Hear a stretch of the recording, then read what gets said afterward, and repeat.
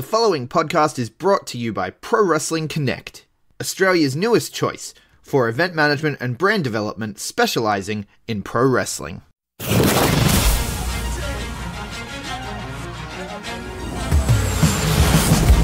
now, the B Plus Wrestling Podcast. Watch global. Support local. It's the B Plus Wrestling Podcast. The moves. B plus.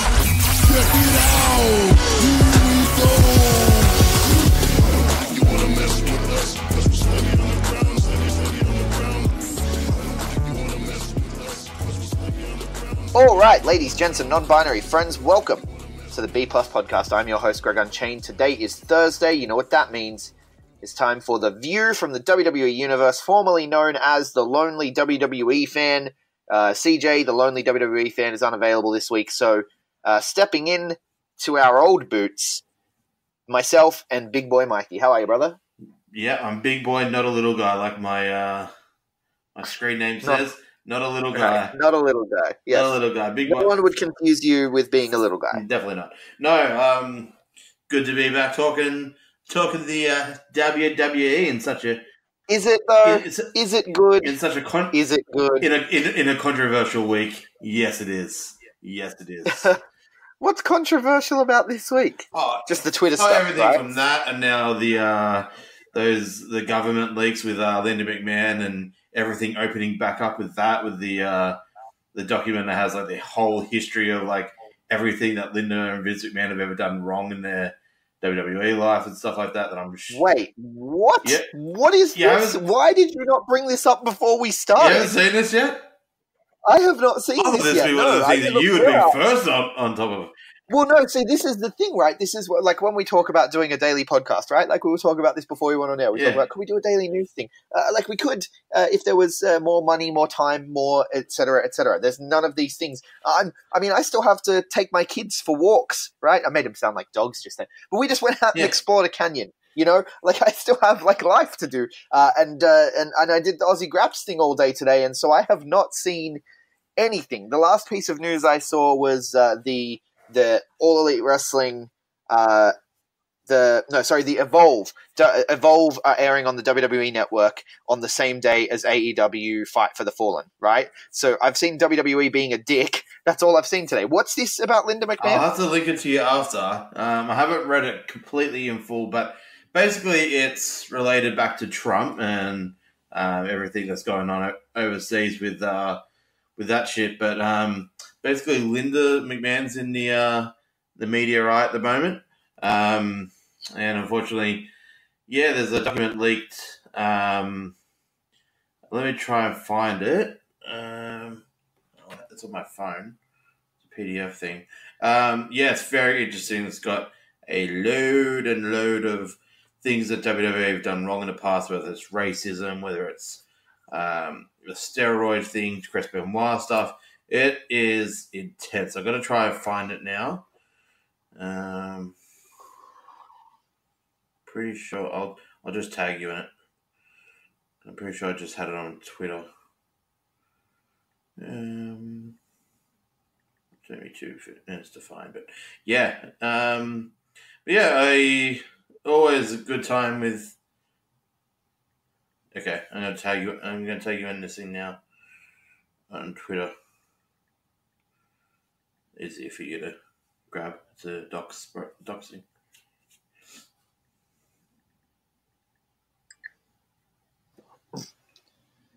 All right, I have been tagged. I am looking. Here's my vetting document on the former administrator of the Small Business Administration and wife of his client, Linda McMahon. So this is a vetting document, right? What does that even mean? Have you seen any articles on this, or did you just see this on Twitter? Just saw this on Twitter, but this is the thing that's going through. This is a tweet that I saw it off, but I haven't seen if it's escalated more or not. But it will escalate because I think Ryan Saturn or someone else retweeted and said this is going to become big again. Right. So McMahon took $3 million in taxpayer subsidies despite criticizing government bailouts. Several allegations and lawsuits relating to sexual harassment. A wrestler dressed in drag savagely beaten while an attacker shouted he's a faggot. Wow. What? When did that happen? Yeah. Well, what show was that on? I think that was Rick. In 2005, WWE had a show which featured two Arab American wrestlers who were referred to as sand people on TV by other wrestlers. I do not remember these that was shows. Hassan and Daivari and Stone Cold was the one that called them sand people. Yeah. Really? Wow. Different times. Yeah. Wow. They mentioned Chris Benoit here. Okay. Wow. I mean, I don't know if that's relevant necessarily, but... Homophobia in WWE. The wrestler savagely beat another wrestler who dressed in drag in 2004. Tyson Tomko and Richards. Yeah. Godos was a... Culture of sexual abuse. Criticism of WWE as being anti-worker. It definitely is anti-worker. Yeah.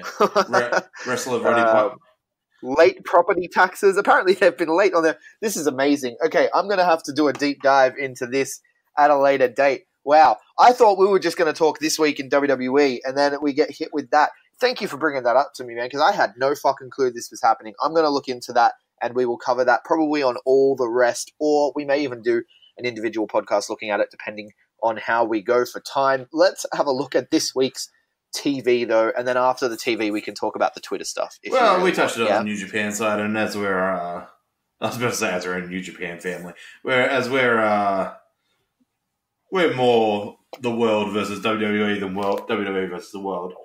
Yeah. I mean, look, I want to touch on the David Starr, Pete Dunne. Yeah, that's stuff, right. Yeah, though. So.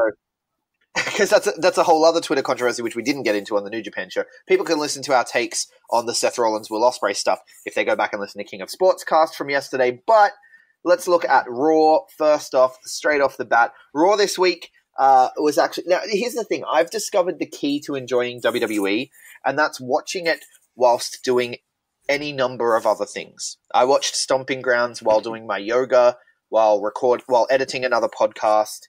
And I watched Raw while folding clothes, editing another podcast. We do a lot of podcasts here at the B+, hanging out with a friend and playing with my kids. Like, I watched Raw while doing all that. I think I was actually doing prep for a Richie Taylor interview. I was listening to another podcast that Richie Taylor had done to make sure I didn't repeat too many questions, right? So I was listening to that on my headphones while watching Raw. And you know what? Raw was really enjoyable whilst doing any number of other activities. That's the key to enjoying WWE for me. It needs to be fair enough. Thoughts? Weirdly enough, enjoyed this episode of Raw. I thought it was interesting. It was pretty good. The new format with commercial breaks on both Raw and SmackDown are very interesting. Oh yeah, WWE has become... I feel like Vince all of a sudden discovered Lucha Libre. I tweeted out some of my favorite Lucha guys that I follow on Twitter. I'm like, how are you guys enjoying WWE CMLLE? Like, it's literally everything's 2 out of 3 falls, or you get one tag match, and then after the break, then it's now an 8-man match. And yeah. It's amazing. Yeah. WWE has become Lucha Libre. That's what's happened. I feel like, you know how they've been saying that Vince is really high on Andrade? I think Andrade's gotten into Vince's ear. He's like, you know how you could book this show better? Oh, yeah, potentially. But look, it was interesting. Some parts worked, some parts didn't. Like, the transition, like, just announcing that they're going to have a 2 out of 3 falls match was kind of cringe. But like, when it kind of accidentally works out, like a tag team match sort of goes astray, and so on Raw, we'll get into it. But there was one match that was meant to be built as an elimination match. And then to use the commercial break, they came back and they restarted the match as a tag team match. And I'm like, it was just one match. You didn't have to ring the bell again. But anyway, just little things like that were very interesting. But other than that, I actually think it was quite decent, actually. Yeah. Yeah. Yeah, definitely. So should we go through the shows top to bottom? Yeah, let's do that. Let's go through the shows top to bottom. Now that we are analyzing these as Lucha Libre shows, I think it's best that we do have you here. Welcome to another episode of Loco per Lucha Libre, guys. I'm your host. Loco por Lucha Libre, Des Americanas episoda. I do not speak Spanish. Neither do I, but you actually did a very better job than I can. So, I actually had to use Google Translate to come up with the Loco por Lucha Libre title. By the way, you're welcome for that. I came up with that name. Oh, thank you. And it's now probably wrong. Google Translate is the worst for getting things wrong. But anyway. This is true. So we started WWE though with Seth McMahon. What the fuck? With Seth Rollins. Well, this week, yes, he probably is Seth McMahon. We started the week with Seth Rollins and Becky Lynch. I am loving Seth Rollins' new gimmick as the man's man. The man's man. The man's man. Right? It analyze their roles in WWE, analyze the way they interact when they're together, analyze who has been saving who. Becky Lynch is the man, and Seth Rollins is the damsel in distress almost. Seth Rollins is the man's man. He's the second fiddle here, and I am here for it. Yeah, no, I like it. Do you think Seth and Becky would have to be, I'm not saying this as a physical thing, but one of the hottest wrestling couples especially in WWE in decades? Yeah, I get what you're saying, in terms of momentum and stuff. Yeah, I think Seth could be a bit hotter. I mean, he's coming off matches with Baron Corbin, for crying out loud. But yeah, no, definitely. I do think that he is definitely one of the hottest stars on the planet. I mean, he's the Universal Champion. I mean, the last time they had a real... obviously, The Miz and Maurice are doing their thing. They're quite popular. But they're not Seth and Becky.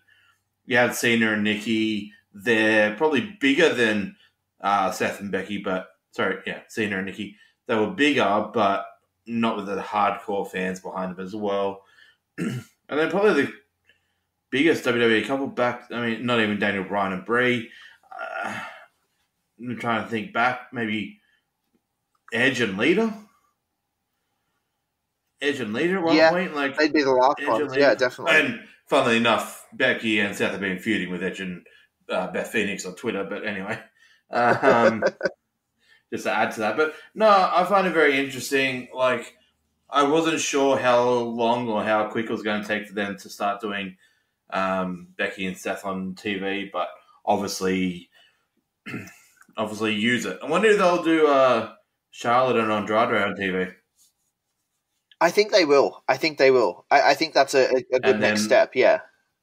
And then I want Charlotte and Andrade versus Becky and Seth somehow. That is an awesome mixed match. Anyway.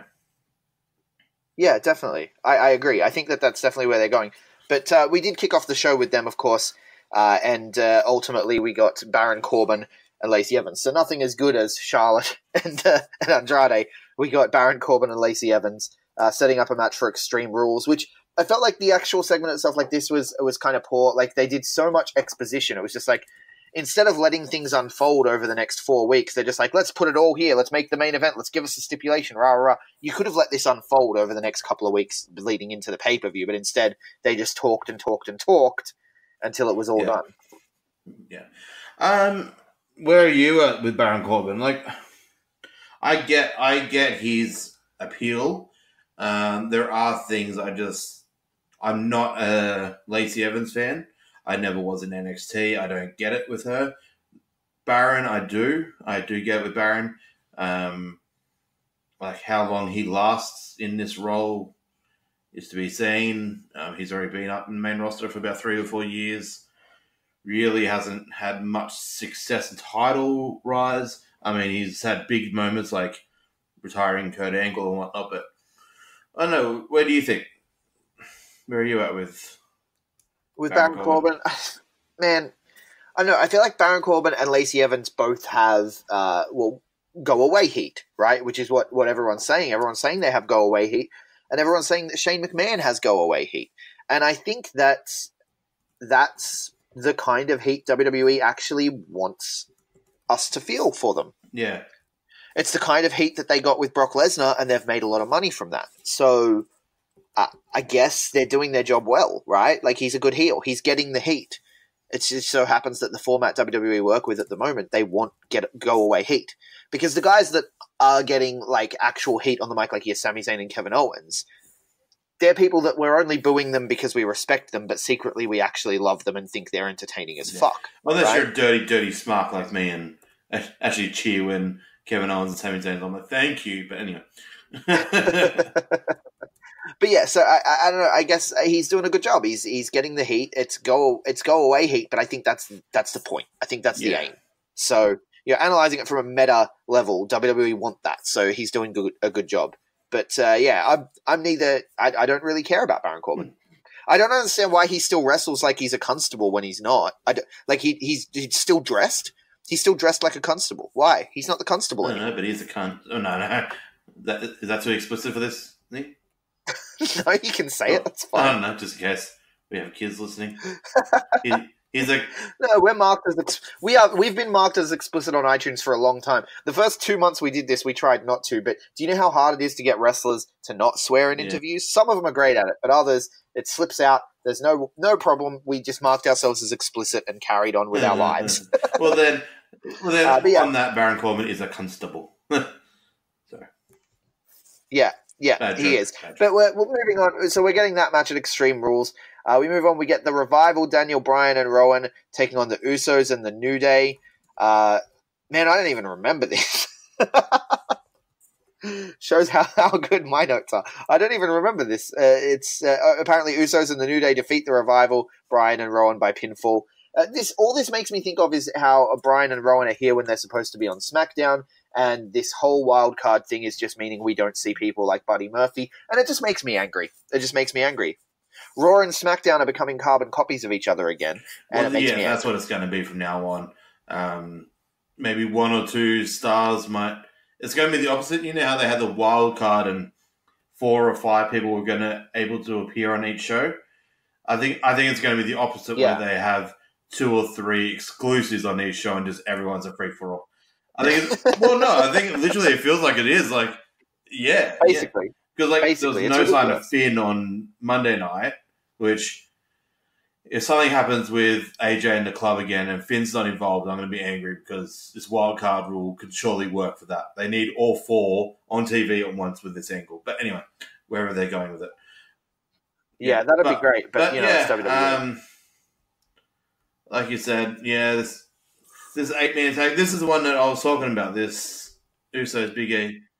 Yeah, started as an 8-man elimination match. They built it as that. I'm like, cool.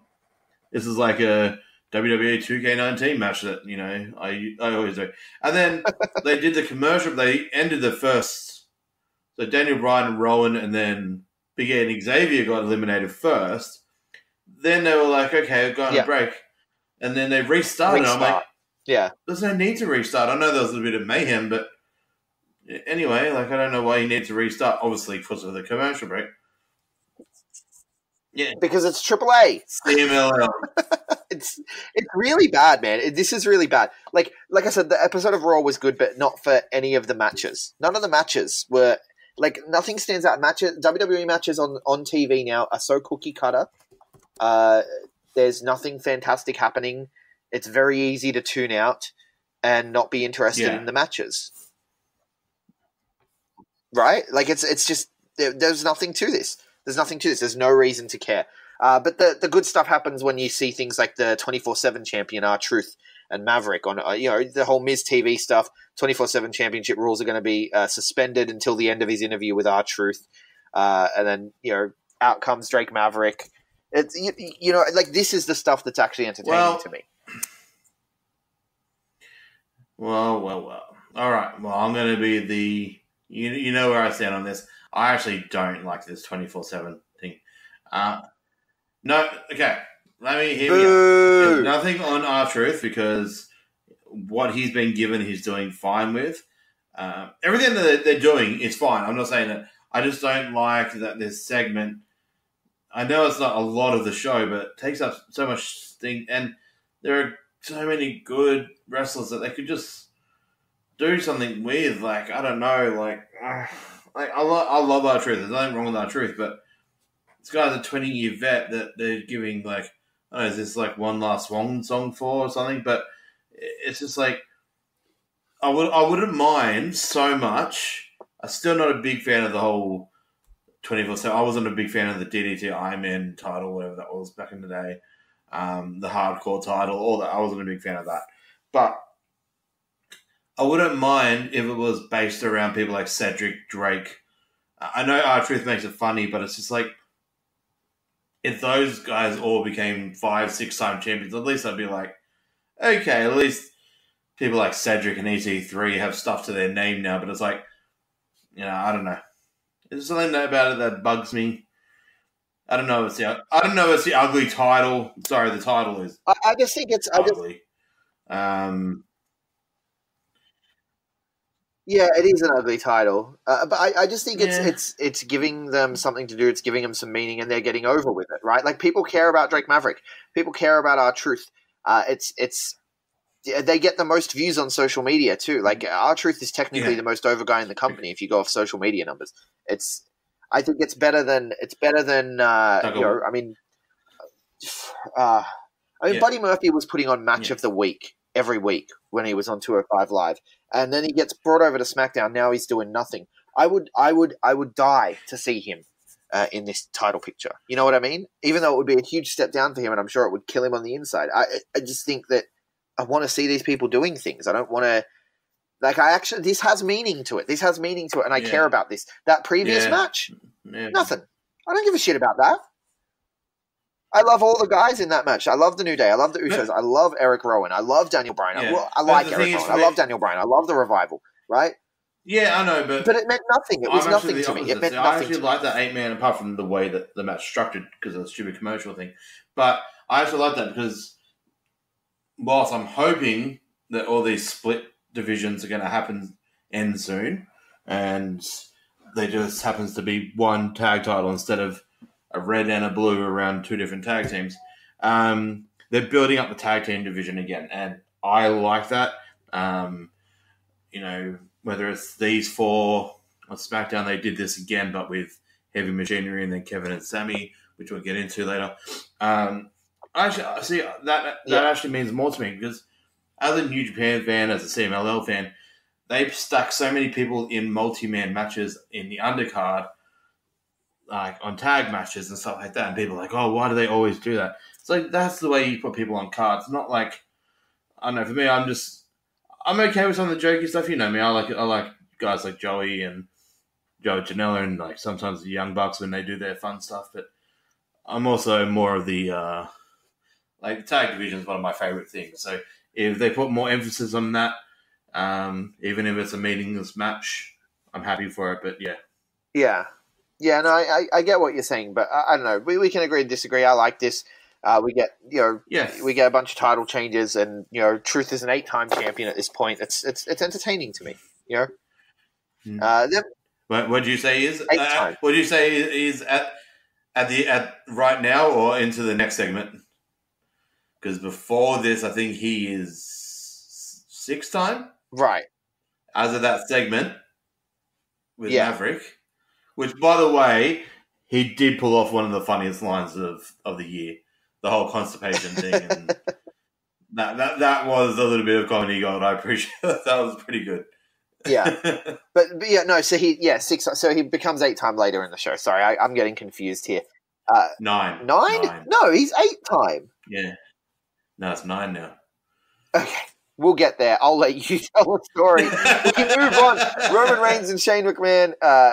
Roman Reigns taking on Shane McMahon. Drew McIntyre is there. This is the Shane McMahon just interfering all the time. Like, it was ridiculous. And ultimately, Undertaker comes out. This actually caught my attention. I was editing a podcast and I heard the gong and I was like, the gong has that effect, right? I actually was interested in something that was happening on Raw, so mission accomplished, I guess. It's weird. It's fucking weird. I'm okay to see Undertaker versus Drew McIntyre, but it really feels like we're leading to Shane McMahon destroying fucking everyone. Like, Shane McMahon's going to become champion so that Roman Reigns can get rid of Shane McMahon and take advantage of the go-away heat, because the only person who we will pop for Roman Reigns beating in the main event at WrestleMania is Shane McMahon at this point. Like, that's where it feels like they're going because Vince just doesn't know how to give up.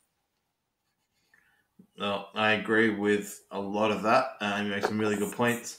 My opinion, I love the Drew side of things in this. I love Roman's side of things.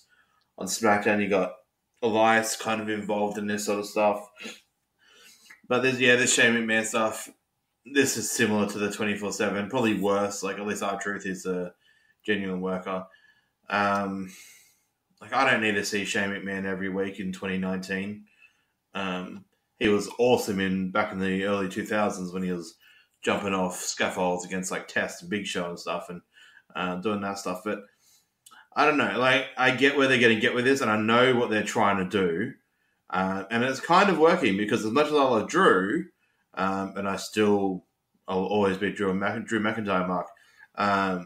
Like, I'm kind of like rooting for Roman Reigns in this, and I'm like, oh, can we get Shane McMahon just to go away? And I'm like, ooh, hang on.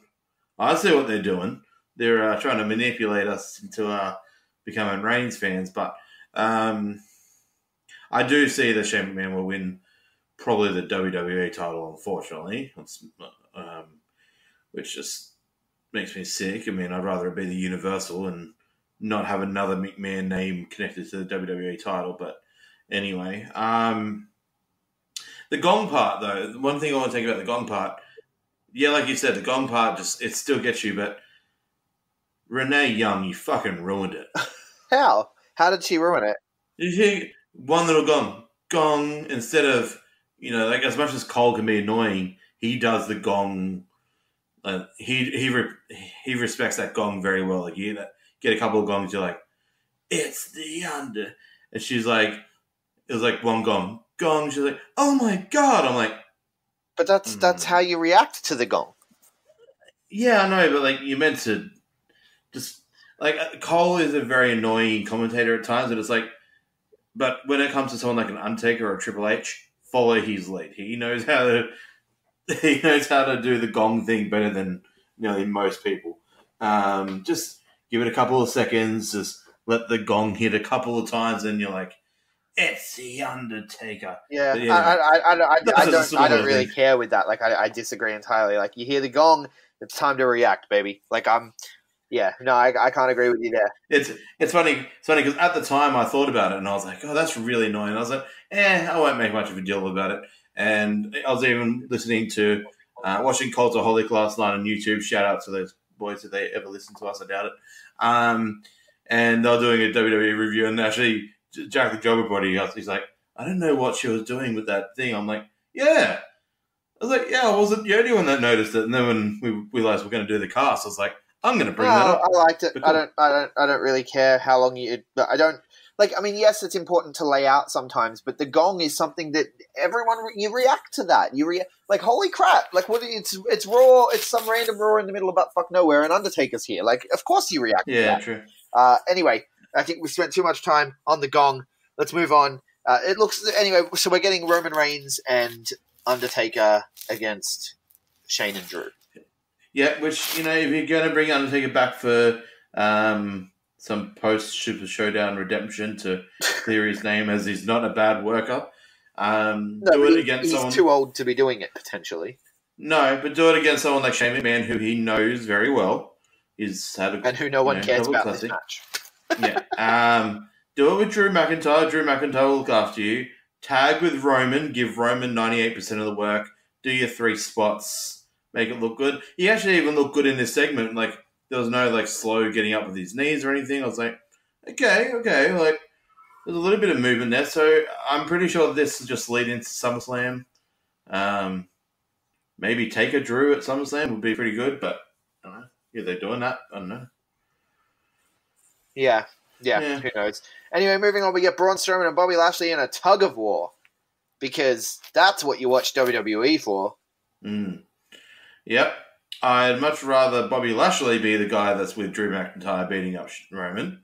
And I'd much rather Braun be the guy that comes out and saves Roman, and we get that as tag match. But anyway, here we are. Couple of big ropes. Braun Strowman just playing possum with him the entire thing, and then pulls him back over, and just Lashley has no chance. But then Lashley beats him up post match, and Yeah. The notes from the notes that I got on the one that I'm reading: Strowman won, Lashley beat him after. This sucked. Yeah. Pretty much. Yeah, pretty much. It's at this point the show is riding on the fact that Undertaker showed up, and it's like, oh, this is a good episode of Raw because Undertaker showed up, and also I like Seth Rollins and Becky Lynch doing the man's man thing. Viking Raiders versus Luke Gallows and Carl Anderson. Viking Raiders pick up the win here.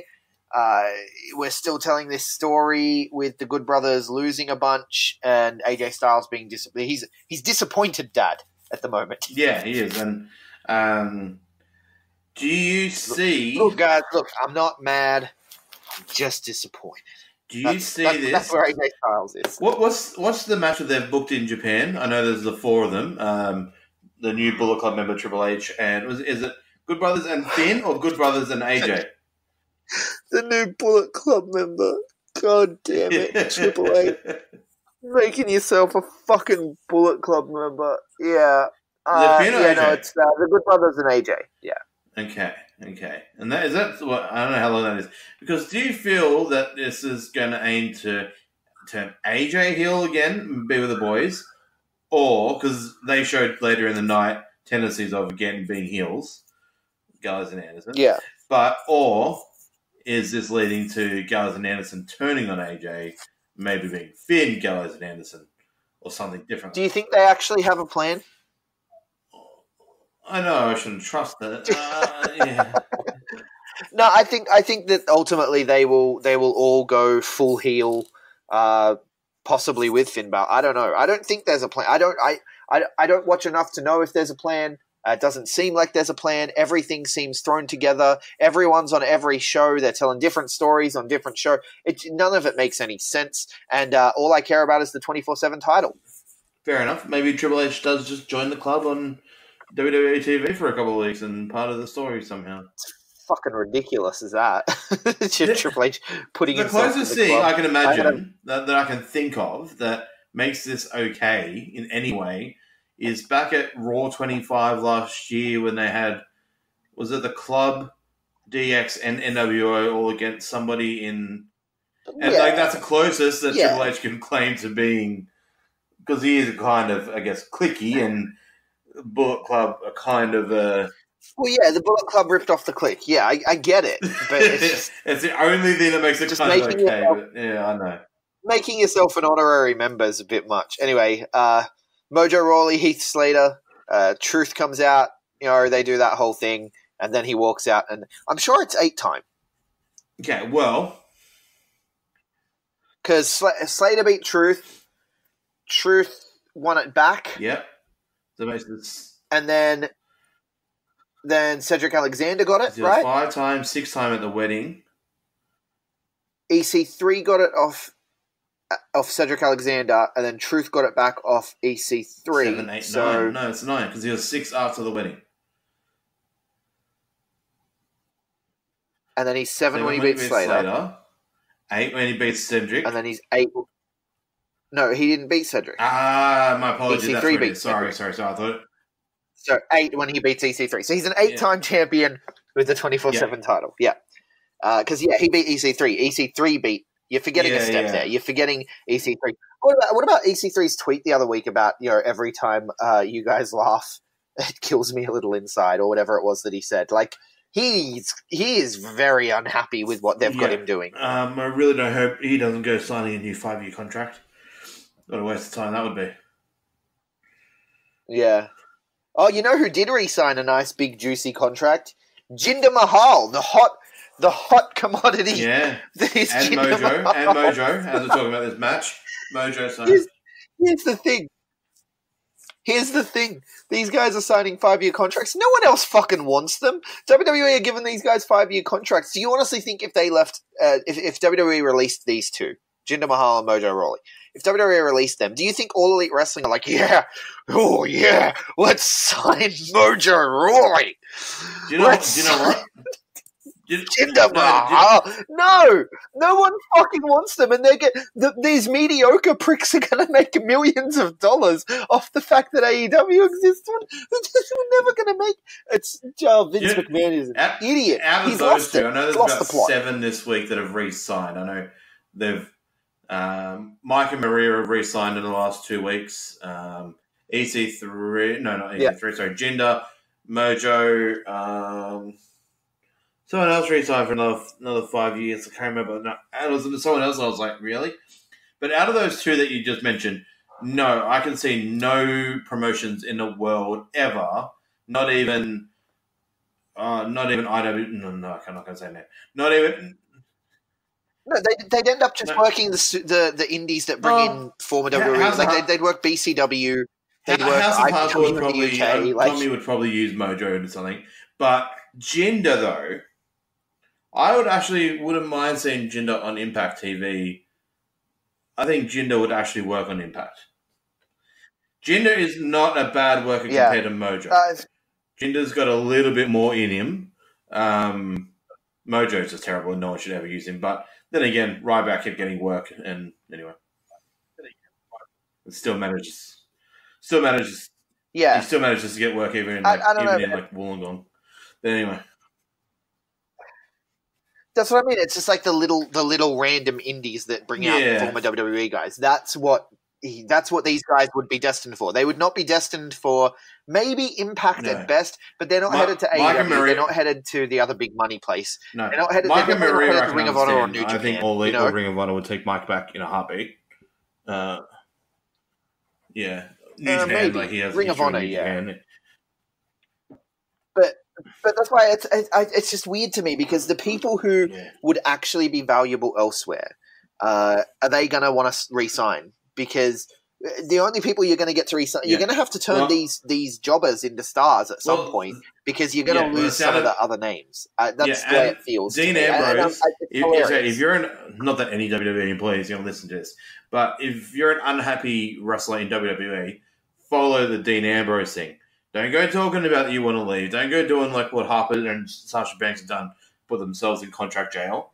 Do what Ambrose did and just say, I will be finished. Do every date until your last day and then just finish up.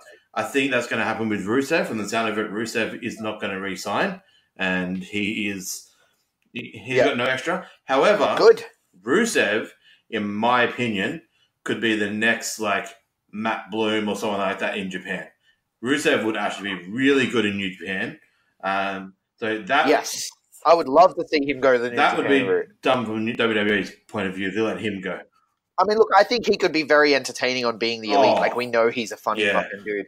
But I would definitely want to see him go the New Japan route. Absolutely. New Japan or All Japan or whatever. But obviously, New Japan because we are more on that. But, sorry, we got a little bit sidetracked. I just talking about Mojo. And no, that's fine. That's 100% fine. I just think it's just so funny to me that they're offering these guys big money 5-year deals. Like they're good for the boys, good for them. They're going to buy houses. They're going to have their families. Yeah. They're going to feed their families. It's good for them. I'm happy that this is happening. AEW is obviously good for business. But, like Kevin Owens re-signing Daniel Bryan. It's like, can you imagine? I know All Elite wasn't a thing when both of those re-signed, or maybe Kevin did just after it. But anyway, can you imagine Kevin with the Bucks and that on a big time like that? Like they have so much history together in PWG and that.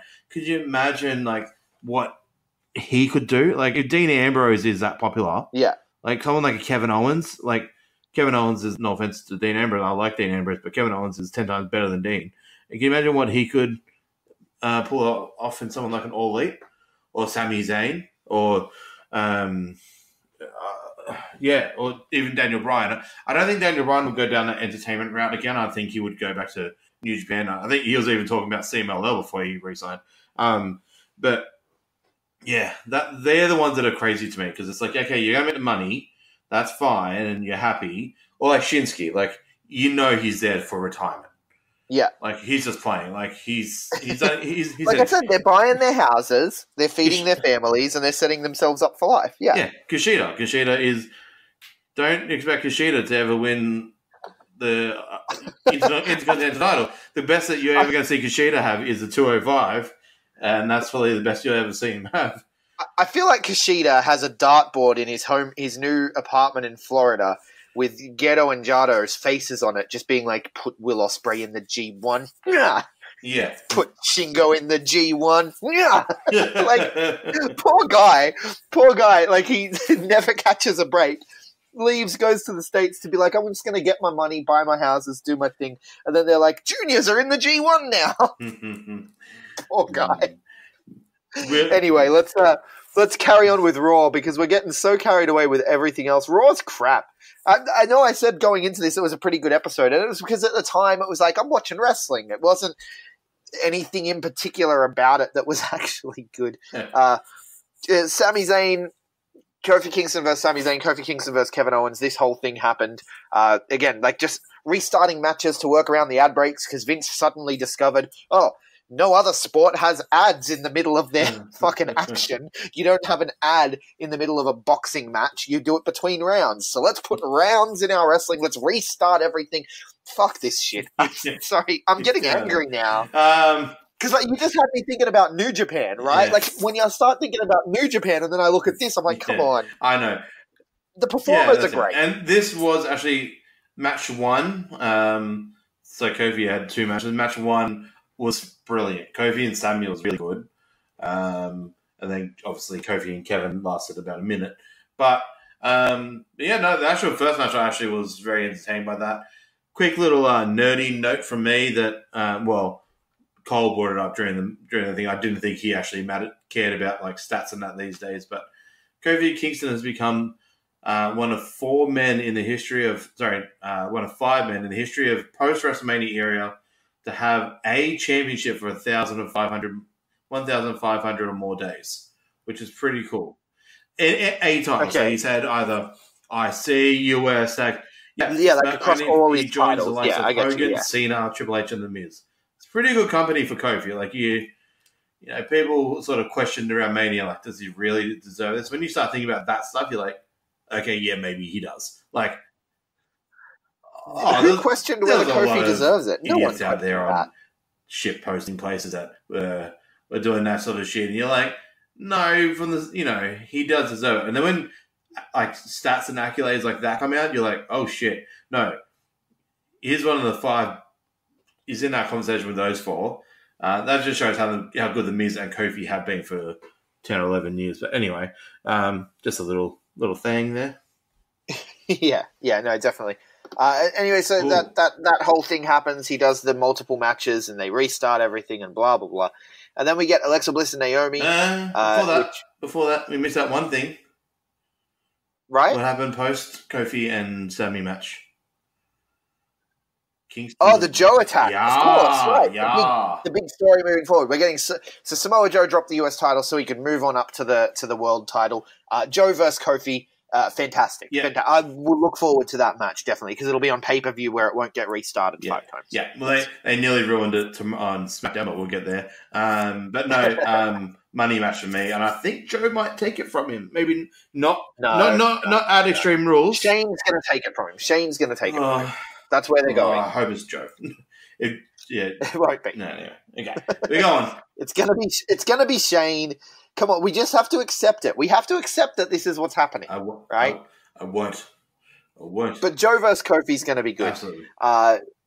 Moving on, Alexa Bliss, Naomi, and then it turns into Alexa Bliss with Nikki Cross taking on Natalya and Naomi. So we get that whole thing again. How many times did this happen in 2 days? Like, seriously. Everything. It happened. What have they done to Nikki Cross, too? Like, yeah. It's weird. But yes, so that was the third double match of the night. It's so bad. Bliss beats Naomi, and then Bliss and Cross beat Naomi and Natalya. Just have one match. Yeah. And then, to be fair, the Viking Raiders and Gallows and Anderson lasted 2 minutes. Mojo Heath never really started. So, yeah, every match other than the main event had the multi-match thing. But anyway. Yeah.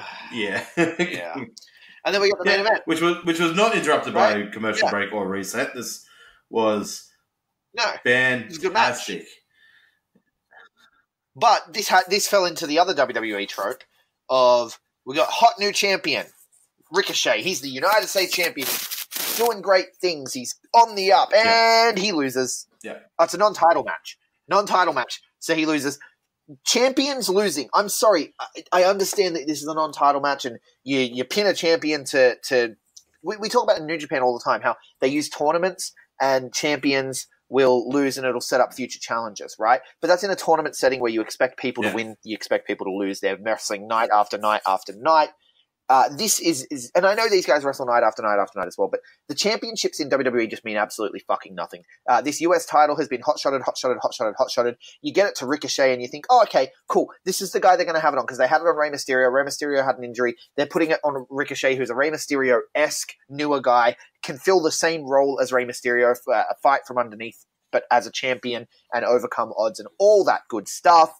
But nah, he's just going to lose all the fucking time because being a champion means dick as much as in I love WWE. This match, if it ended a bit differently, say Guys and Anderson costing Ricochet or AJ turning heel at the end of it, I'd accept that. But yeah, it was a clean win over a brand new champion. That's not on. I can't. Which, I mean, AJ Styles is one of the best in the world. He's a former world champion, of course, blah, blah, blah. Not clean. But not clean. Come on, Not people, clean. make the Not clean. championships matter. It's not that hard. No, not clean. It's not that hard to have championships matter. You just need champions who win and matches that where a challenger has earned a shot, and you build it's just not fucking rocket science, you know.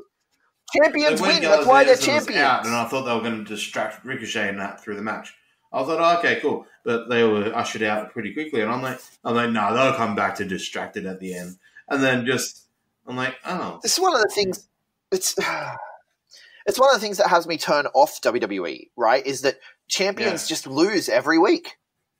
Yeah. Every week a champion loses. It's ridiculous. Anyway, let's talk about SmackDown. 2 more hours of this. Well, first let's talk about Grapple. Did you rate any of these matches on Grapple? I haven't yet, but I should.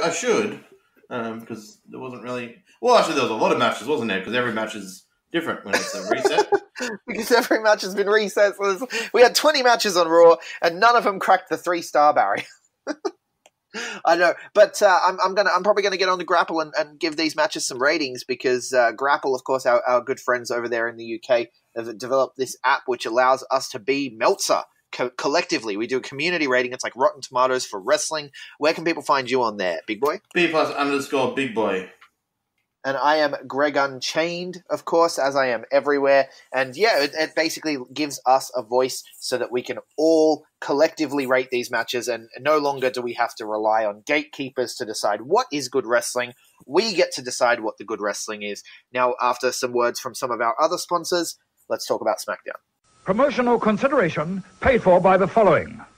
Hey guys, just a reminder, if you want to hear all of these wonderful B Plus podcast episodes completely ad-free, make sure you head over to Patreon or Podbean, where we are the featured podcast this week. You can subscribe for as little as $1 a month up to $10 a month, where anything you want to help us with, it really helps out. It's going to help us grow the site. It's going to help us redesign some things, and everything that we get through this and through the advertising as well is all going straight back into the podcast so that we can get Aussie Graps out there for the rest of the world to hear about, for the rest of the world to see, so we can grow this mission of watch global, support local, and build indie wrestling.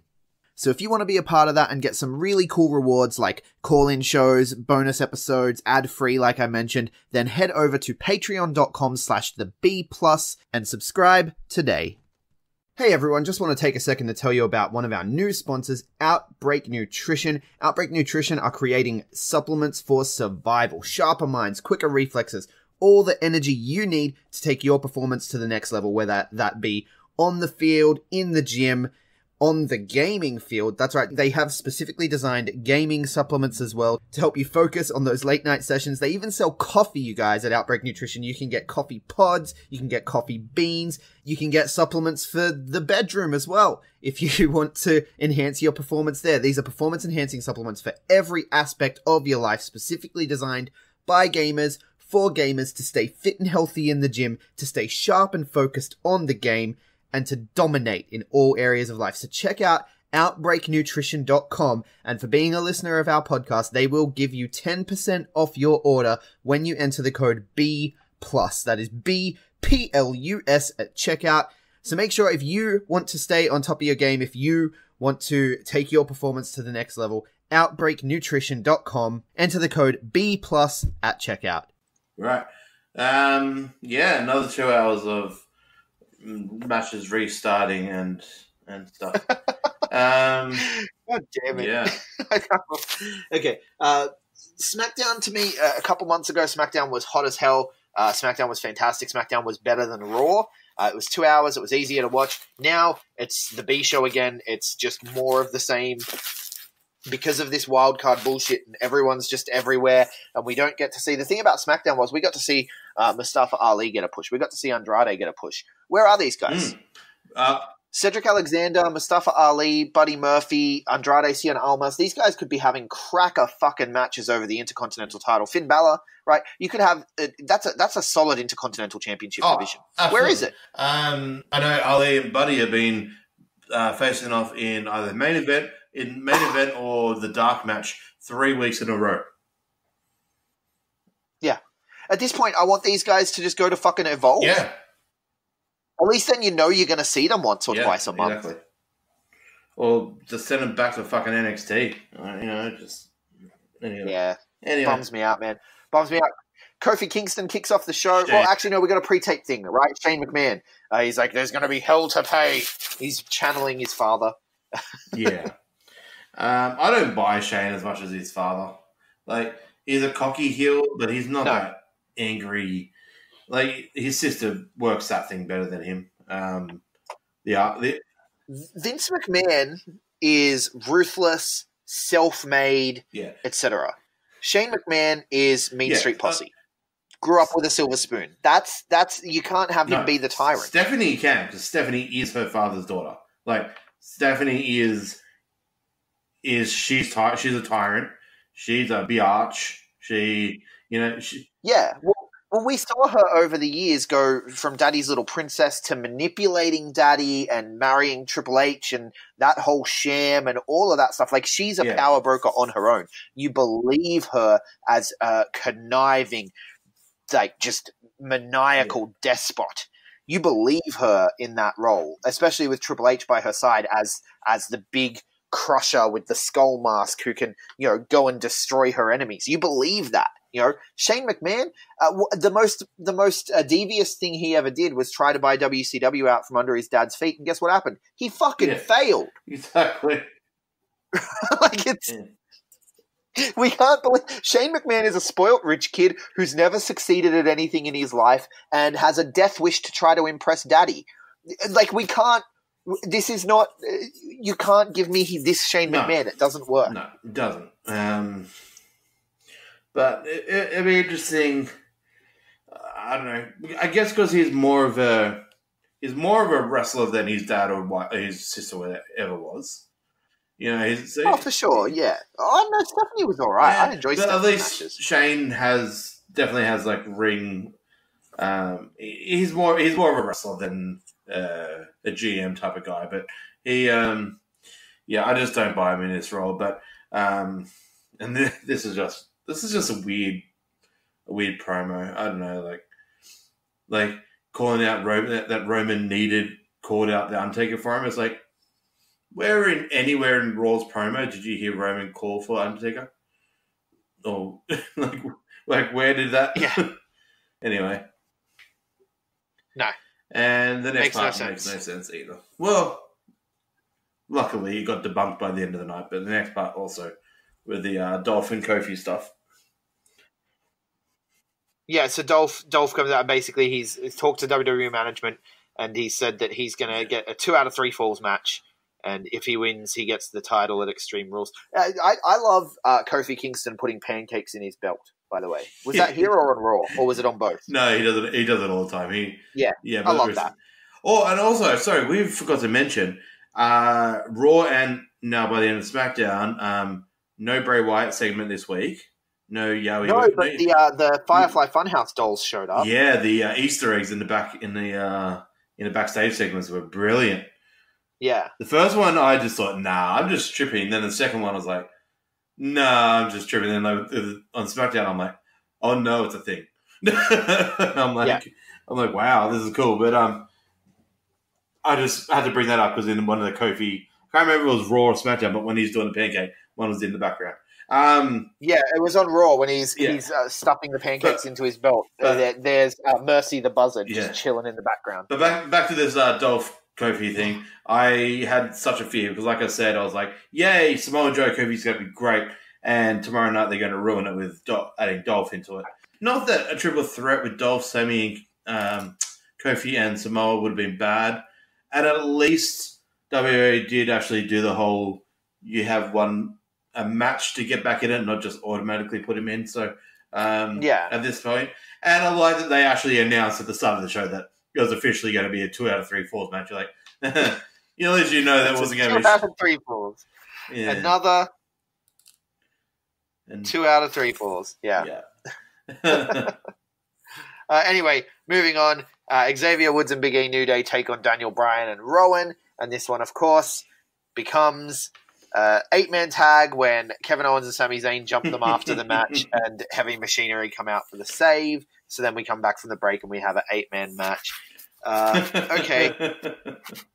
Cool. So the opposite of the night before where it was 8, then it turned into 4. This was 4 turned into 8. Tag division again, just added 2 different teams in. Again, I don't mind this stuff because that is now 6 different tag teams within 2 nights, plus Viking. Yeah, but there's no story or meaning behind it. Well, there is a little bit. None of it fucking matters. There is a little bit because it does. A little bit because Daniel Bryan and Rowan are getting frustrated by the tag division. They're saying how weak it is. So the story here is they're burying everyone. Yeah. They're saying how crap everyone is. Yeah. That's a great story. You realize the point of wrestling is to make us like these people, right? It's to build them up. You're meant to be put over. It's crap. This is trash. Yeah. This is trash. I feel awful. Why am I doing this show? CJ, you suck, man. God damn. Moving on. All right, moving on. We got another 2 out of 3 falls match. Lucha. Miz and Elias. Yeah. Very interesting. Yeah, another 2 out of 3 falls match, which, ended with Elias winning here. Of course. Yeah. Shane McMahon and the crowd chanting "No more Shane," which I thoroughly enjoyed. Yeah. So Raw is Shane and Drew, and then SmackDown is Shane and Elias. Is that? Yeah. Is that what I'm missing now? So anyway. Yeah, can we just combine everything and just make a new corporation? And I don't fucking know. This is trash. I don't want to watch this. Yeah. Miz and Elias, 2 out of 3 falls. Or was it Miz won the first fall? Elias, gets the second fall. No, Elias won the first fall. Miz gets the second fall by DQ, and Shane comes in and just beats the shit out of him. And then, because Shane, by the way, is apparently better than everyone on the WWE roster. Have you noticed this? Yes, well, he does call himself best in the world, so. Best in the world!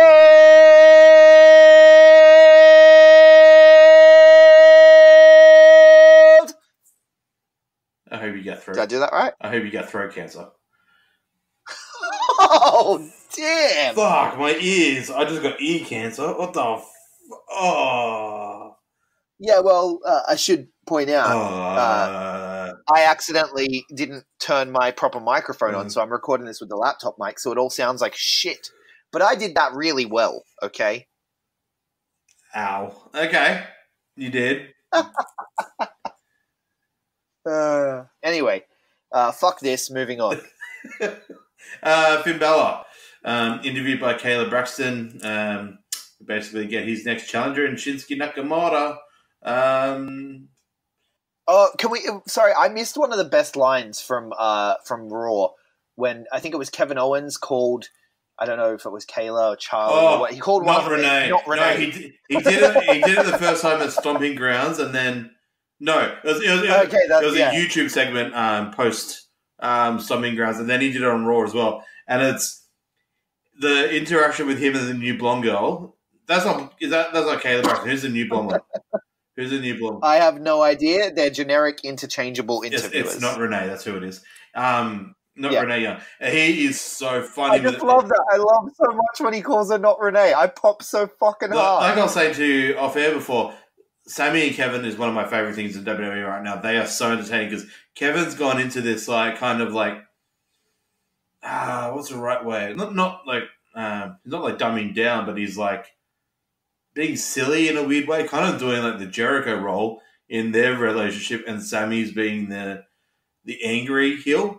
And I just love that combination. Like Kevin's just being like a sarcastic, funny guy, and it's just, I don't know, I just love it. That whole not Renee thing was brilliant. By the way, who are you're not Renee?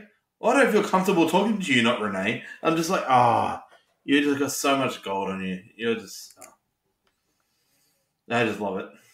But anyway, yeah. Again, it's a story of some of the performers in WWE are the best performers in the world, but the actual show is trash. But the performers are great. Absolutely. And speaking of great performers, this backstage segment, Finn Balor, Shinsuke Nakamura seem like they're going to be up for a IC rivalry, even in a WWE ring. Give that to me any day of the week. That's fine. I look forward to it. 100%.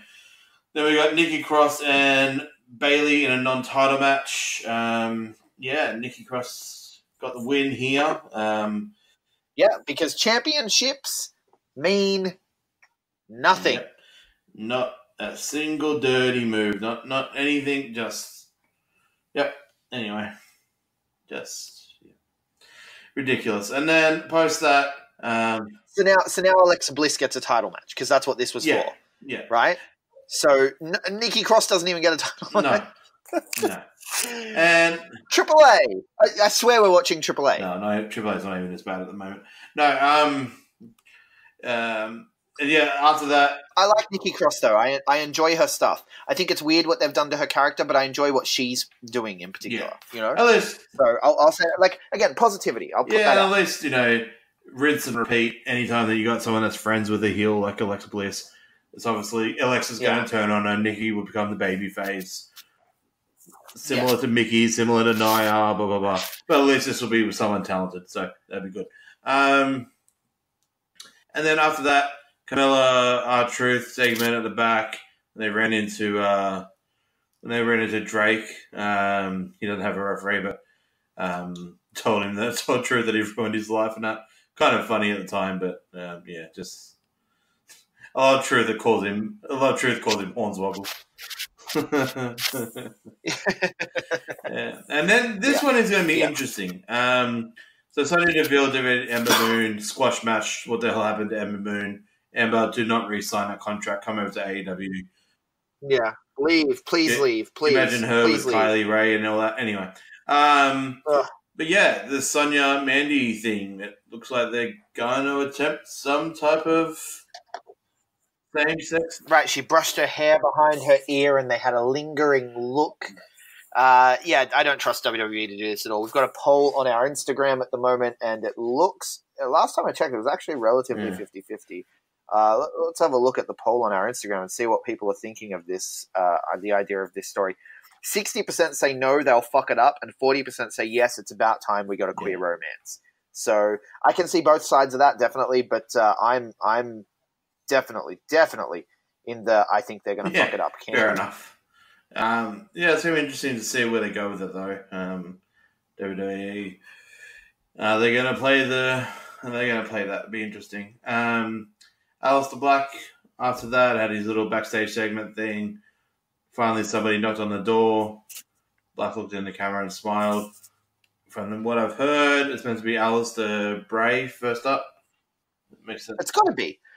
Like, this is not, it's not fucking, like, it's pretty on the nose. Bray Wyatt's been saying for months, let me in. All you got to do is let me in. Now there's someone knocking on the door. Aleister Black just has to let him in. That's all there is to it. It's pretty on the nose. And then Kofi, Dolph, 2 out of 3 falls match. Kofi gets a win here.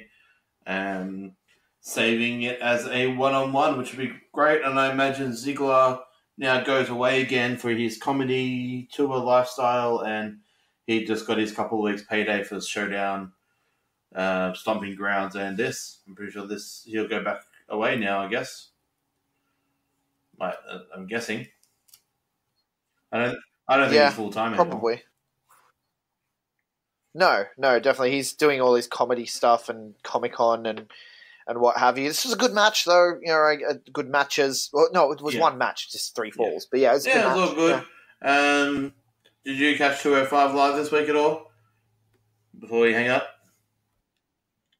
I did, absolutely, yes. I watched 205 Live because I knew we were doing this show because CJ couldn't do it. So 205 Live was the best wrestling show from WWE this week. No surprises there. I haven't watched NXT yet, but I assume NXT will be even better. Just quick results here. Jack Gallagher defeated Mike Kanellis. Humberto Carrillo defeated Jimmy Boots. Jimmy Boots and Tights. Just a jobber there. And Tony Nese and Akira Tozawa had an amazing main event there with the winner, Tony Nese, getting a title shot at Extreme Rules. What did you think of this show overall? Great. Fantastic stuff. Even down to the commentary, Aiden that English main is event, entertaining as hell. Tozawa was fantastic. And then, I'm very much looking forward to Nese Gulak again. I loved it. These are the last 3 original guys from the original Cruiserweight when they first brought it in. I think it was 8 of them, and I think it was Tozawa and Nese, and I think Tozawa's contract, from the look of it, that Tozawa Nese extended his hand, and Tozawa shook his hand. From rumor, Tozawa's done too, and I think Tozawa's going to be 3 years. Yesterday or the day before, from when he won his title against Neville. And I think, that's the end of Tozawa's WWE career, I think. I think he will leave, and whether he goes back to... Was he Dragon Gate before? Was he Dragon Gate before Ring of Honor? WWE? Yeah. Akira Tozawa, I'm not sure where he came from, to be honest with you. I'm not huge on that area. I haven't feeling it was Dragon Gate or no, but I imagine he just fits back on in Japan. But that's pretty much it for wrestling show. But you brought it up before. I don't want to touch on the Twitter stuff. I'm guessing it's going to be brought up every single day on every cast. But the Evolve All Elite thing. Before we go, this is fucking awkward in my opinion. Yeah. I know Kenny tweeted his disappointment to it and then deleted it, but I still think it's silly. It's ridiculous. When they announced that the NXT UK Takeover Cardiff was on the same day as All Out, and Triple H was like, "Oh, we had this booked months in advance. It's a complete coincidence." I believed it. I was like, "Okay, that's fair." I believe Evolve had this booked for 8 weeks or for 8 months, whatever. That is understandable. The 10th anniversary was always going to be on the 10th anniversary. Yeah, but it's airing on the network at the same time, and they've added NXT guys. It's petty, and as well, they're running against a show that's benefiting a fucking charity. Yeah. Like, what the fuck is wrong with your head, mate? Yeah. Bums me out. Well, what do you think of David Starr stomping on the NXT UK title? Or actually, we'll probably... Are you doing NXT this week, or is Mr. Mysterious doing NXT? I haven't watched it, but I don't know if I'll have time to watch before tonight. But No, I'm not doing it tonight. I have Aussie Graps to do tonight. So, but look, we'll probably talk about... I'll talk to you now, and I'll talk to Mr. Mysterious tomorrow. What do you think of David Starr and the NXT UK title stomping on that at the OTT show? There is no way that would have gotten... No, there is no way, even at OTT, would that have happened without getting some type of clearance. Maybe not from Triple H. I don't know if Triple H would have given that clearance, but someone in the NXT UK team would have had to give them the clearance. I think David Starr went into business for himself. I think David Starr has the most balls out of anyone in wrestling. He is so fucking punk rock, the way he went after Sinclair and their Trump love, and the way he is fiercely independent. Yeah. And Pete Dunne put up this tweet, and I love Pete Dunne, but Pete Dunne put up this tweet, what was it, anti-WWE, anti-something, and he was like anti-David Starr, and he ticked that one, and I'm like, come on, man. Yeah. Like, I know that people are now going to look up David Starr because, Pete Dunne has more followers, so I guess it could just be a work, but it feels like there's actual animosity there, and that bums me out because David Starr is incredible. Yeah. It's a very interesting thing, though.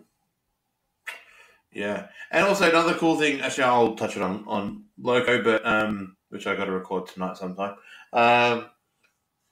Just literally sending some of their troops to the Crash Lucha in a couple of weeks.